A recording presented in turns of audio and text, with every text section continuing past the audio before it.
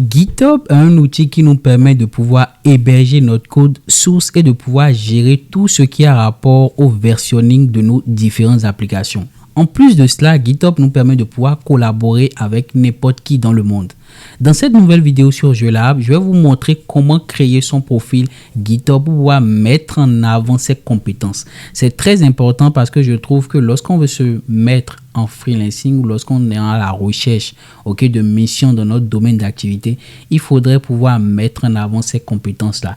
Et GitHub a un outil qui nous permet de pouvoir mettre en avant nos compétences grâce à une interface assez conviviale. Alors, dans cette nouvelle vidéo, nous allons parler de cela. Si vous êtes prêts, c'est parti.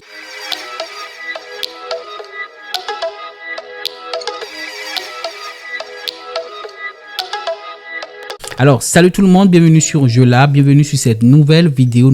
Comme je l'ai dit précédemment, je vais vous montrer étape par étape comment mettre en avant votre profil GitHub.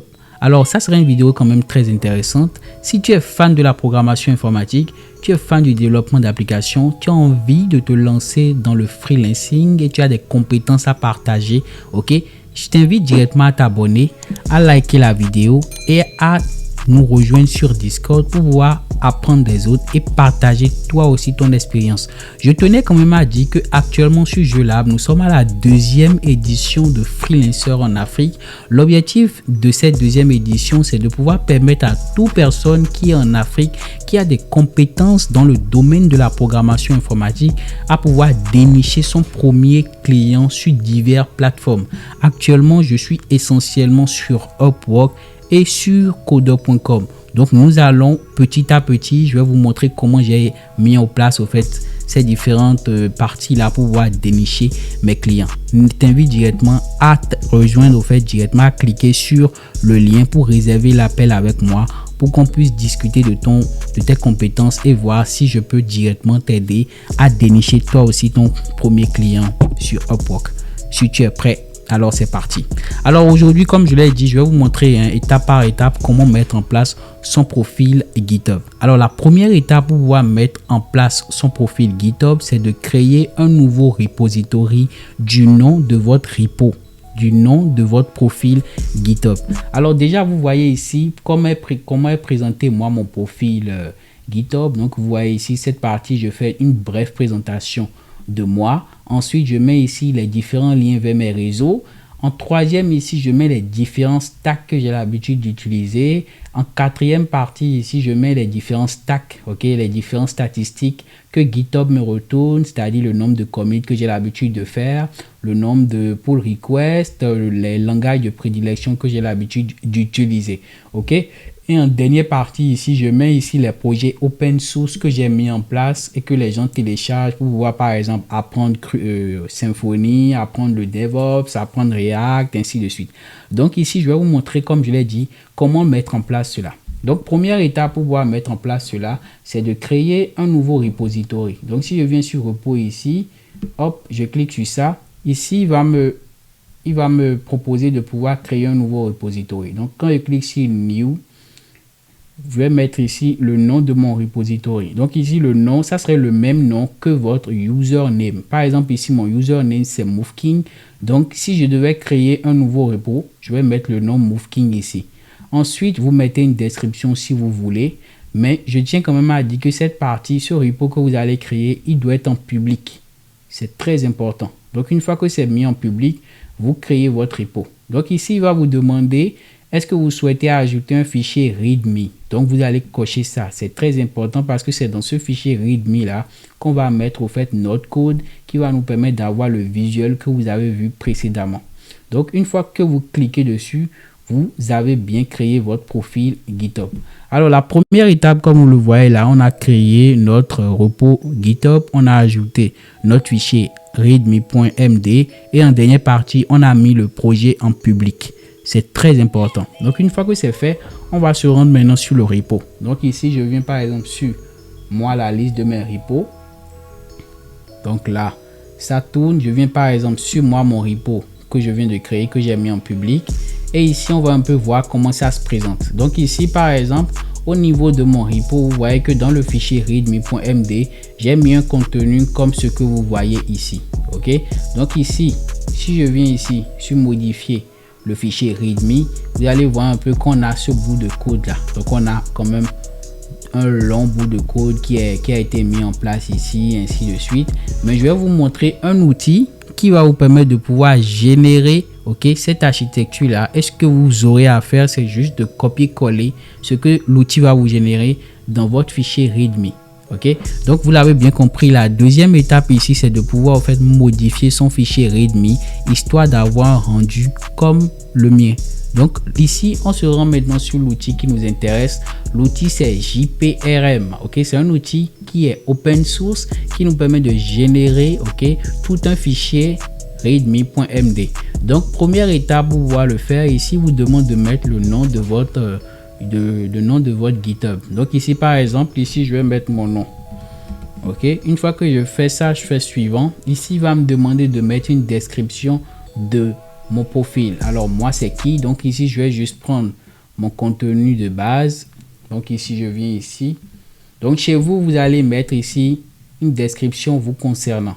Donc moi, vu que moi je l'ai déjà fait, je n'aurai pas à le refaire. Je vais juste prendre ce qui est là et je vais le copier ici. Ok, une fois que c'est copié là, par exemple ici, je vais cliquer sur suivant. Donc une fois ici, il va me demander au fait, est-ce que je souhaite que l'outil me récupère tous mes statistiques de GitHub. Donc quand je parle ici de mes statistiques GitHub, je parle du nombre de commits que j'ai eu à faire, le nombre de pull requests, le nombre de repos, ainsi de suite. Bref, il va récupérer tout mon cycle, toutes les activités que j'ai l'habitude de faire sur mon Git. Donc moi je vais cocher sur lifestyle ici, je vais cocher aussi private commit. Bref, il va faire le calcul de tout ça pour qu'on puisse voir vraiment que je suis opérationnel, que j'ai l'habitude d'utiliser Git. Donc ici je coche toutes ces cases là et ici je vais cliquer sur suivant. Donc ici en troisième partie, il me dit de mettre le lien de mes réseaux. Donc ici, par exemple, si vous avez LinkedIn, vous mettez le lien de votre LinkedIn. Vous avez Pinterest, vous le mettez au fait le lien, ainsi de suite. Donc par exemple, moi j'ai LinkedIn, Pinterest, ici par exemple TikTok. Ici, je vais mettre aussi le lien de mon profil Stack Overflow, de mon profil Medium, voilà, d'Instagram. Donc, vous pouvez mettre au fait tous les liens vous concernant. Donc, une fois que c'est fait, vous cliquez ici sur Next. Et maintenant, en quatrième étape ici, il vous demande de cocher les différentes technologies que vous utilisez. Donc, quand je parle de technologie, je parle de langage de programmation, je parle de base de données, je parle de framework. Bref, vous allez voir qu'il vous propose au fait une large fonctionnalité, une large bibliothèque pour pouvoir en fait cocher vraiment les technologies que vous utilisez. Alors moi par exemple, comme langage de programmation, il y a le Dart, ici il y a HTML, Java, JavaScript, je vais mettre ici Ruby, PHP, Go, GraphQL, SCSS, Solid, voilà, ainsi de suite, Solidity, Swift et TypeScript, Python, Kotlin, ouais, je fais du Kotlin et bon, pour moi c'est parfait, hein. On passe à la seconde étape. La seconde étape, c'est par rapport au SaaS. Donc ici AWS, Azure, je vais mettre ici, oui, Roku, je l'utilise, Datadog, oui, Firebase, Digital, ouais, Océan, bon, c'est parfait pour moi. Skullway aussi, je l'utilise. On va parler de cela après. C'est pas le thème de la vidéo. Donc ici, au côté framework, moi j'utilise Flutter, j'utilise Net.js, Next.js, Node.js, React, iOS, Spring, React Native, React Router, oui. Donc bref, ici vous allez cocher toutes les technologies que vous avez l'habitude d'utiliser. Donc après ça, ici côté serveur, bon, Apache, Jenkins, Nginx. Chez moi, ça c'est ce qui est chez moi. Au niveau des databases, moi j'utilise MySQL, Redis, SQL, Supabase, MongoDB, MariaDB, et c'est tout pour moi. PostgreSQL aussi. Côté design, Adobe Dreamweaver, Adobe XD, bref, tout ce qui a rapport à Photoshop. Voilà. Et ici, sur cette partie-là, TensorFlow, j'ai commencé. Donc ici, vous cochez tous les voilà les outils que vous avez l'habitude d'utiliser. Donc ici, d'autres outils, Linux, Vagrant, Trello, Terraform, Kubernetes. Donc une fois que c'est bon, je clique sur Next. Et maintenant, on arrive sur la dernière partie. La dernière partie ici, c'est que l'auteur souhaite que vous lui fassiez un don.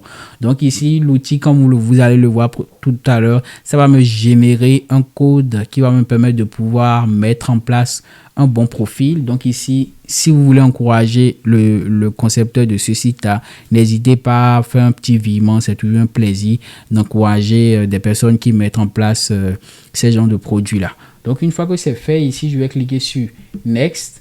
Et moi, maintenant, dernière partie, il va me proposer ici de pouvoir avoir des statistiques par rapport, comme je l'ai dit précédemment, aux communes que j'ai l'habitude de faire, les personnes qui me follow, ainsi de suite. Bref, mes activités courantes que j'ai l'habitude de faire sur Git, il va pouvoir me les recenser ici. Donc, une fois que c'est clair, je vais maintenant venir sur cette partie-là. Je vais cliquer sur Next. Donc, sur cette partie Next, vous voyez qu'il me montre un peu l'aperçu de comment va se présenter mon profil GitHub. Donc, une fois que je suis d'accord avec ça, ce que moi j'ai à faire, je peux faire deux choses.